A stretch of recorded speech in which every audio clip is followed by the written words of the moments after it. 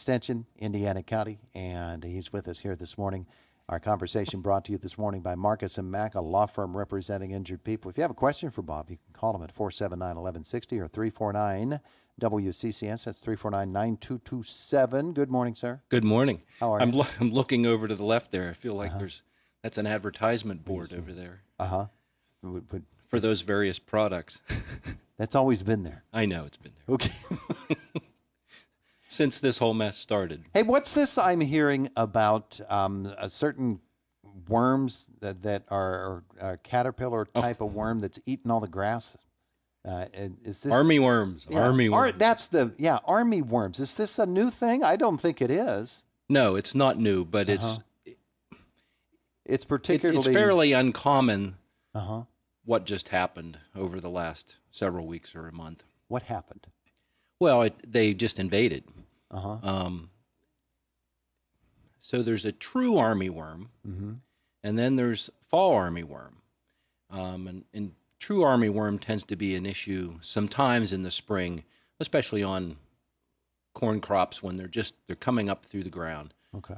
Field corn especially, but it can be on sweet corn, and we can see it on some other crops. But they'll actually chew off the plant as it's coming through the ground, and it'll just get down the row and cause that problem. Yeah, wipe out sections or patches.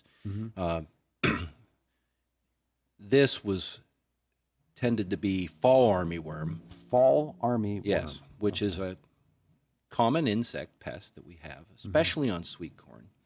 And we trap for it. It's one of the pests that we trap for corn borer, European corn borer, which is a species that overwinters here. We trap for corn earworm. Okay. All right.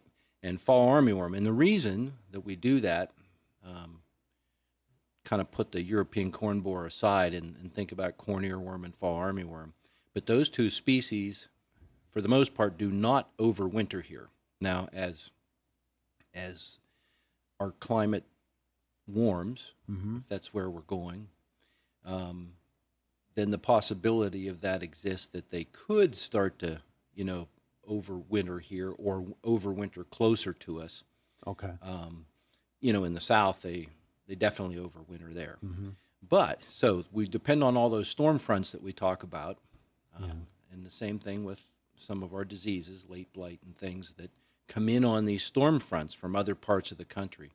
So that's what happened with fall armyworm, is we had a huge surge in flights of adults that came up on a couple of those fronts that came up from Texas and came up through. One of them was on the hurricane. Okay. There was a big jump in numbers that we caught in traps that came up from there. And especially it was really bad up towards Erie off the lake. One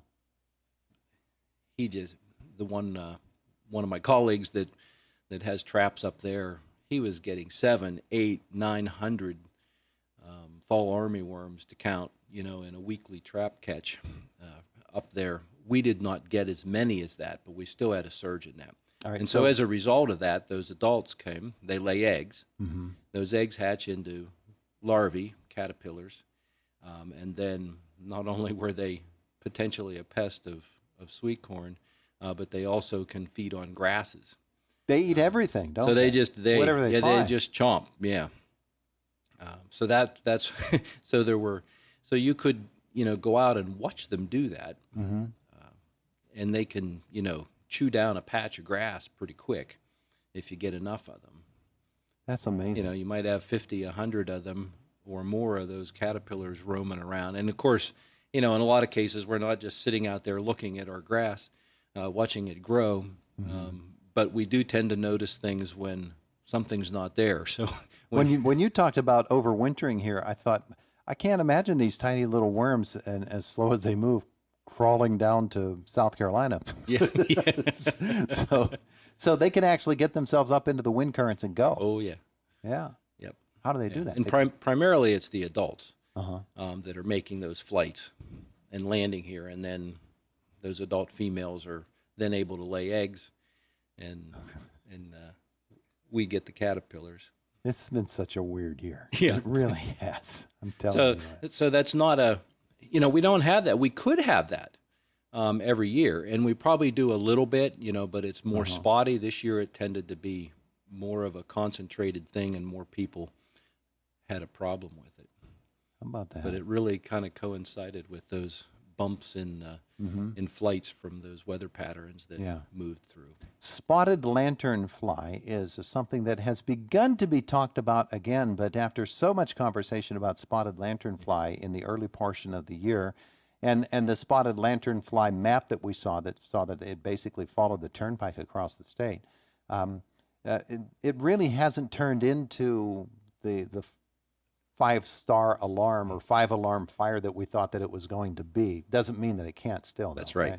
Yeah, that's right. So we should still be looking out for them? Yes. And there was just this week in Pittsburgh. I read that. It was on the news again. So they're seeing the adults there, and of course they're trying to deal with that and keep them knocked back, and so that it doesn't explode. Yeah. You get one female that lays an egg mass that might have 50 or more eggs in it. Yeah. Those numbers can jump up in a hurry. So of course that won't be till those adults will lay eggs this fall on a variety of surfaces. Those eggs masses will overwinter, and it would be next year then that we would see a problem with it. Yeah. So the more we can knock that down, so the folks that are in those areas, and really we need to be observant of that as well here, because we're right in the pathway. I mean, we've got that continuous line where it was found that goes right through I think Derry southern Township part of was Westmoreland County, and so but it's a contiguous, each county going across the southern part of the state. So Westmoreland's in there, and Cambria's in there, and Blair County, Altoona, that's all in there, and then over to of course Westmoreland touches on Allegheny County, and that's where it was found. Beaver in Allegheny a year ago was found there officially, and then they just kind of filled in the gaps there. So mankind's disagreement with the insect world continues with that, and it's stink bug season now in a big way too. They're being evident. I think people are taking a look now more at their apples and things, and they're finding that the stink bugs like them, and now people are finding them more and more evident as they begin to look for winter quarters. Yes. Inside. So that's right. So those adults will move around and migrate, and this is usually August into September. It tends to be when that stink bug population, especially that brown marmorated stink bug, although there's a number of other stink bugs that we see around here, but that'll start to, they're there, they're out there, they might be in the woods edges, in places like that, and then as we move into September, late August into September, then they'll start to come out of those areas, and apples are an example of where they might go into an orchard, and it might be a little orchard that you have in your backyard or a larger orchard, so they have to watch out for that. Yeah, I was looking at the spotted lanternfly map from Penn State Extension, and the one change that you note in it, no changes in terms of the numbers of counties that are affected, but so many more of them are now in the purple category, which stands for existing quarantines on moving products from one of the counties to the other, such as wood products. Right. And really any business is supposed to have a license now, a permit actually, to move when they're moving in and out of the quarantined area. So, and that, landscape companies, just one example, that are going, they may have accounts that are in the quarantine as well as outside the quarantine. Yeah. They're supposed to be permitted and go through a training and make sure that when they go in and out, they've inspected their vehicles and their equipment to make sure there aren't any hitchhikers. Because if there are, then they can move that into an adjacent county like Washington County or Greene County or Fayette County down there in the corner of the state that are not officially part of that quarantine. Yeah, so that's all going on. Yes. It's amazing. It's amazing. All right. So fall season. It creates extra, an extra workload, extra effort, extra things that you have to pay attention to that you normally don't. Yeah.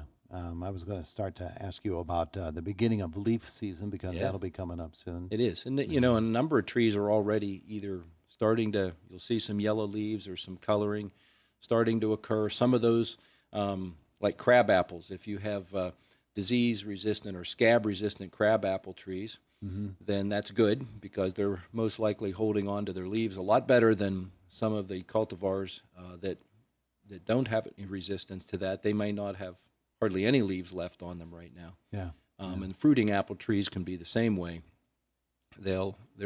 Most varieties are very susceptible to apple scab, with the exception of the scab-resistant varieties that are available. I noticed red maples are starting to lose their leaves much sooner than normal too, and their leaves are turning yellow. And Norway maple as well. There was that tar spot that can commonly affect them, and so some of those have lost leaves already. And in most cases,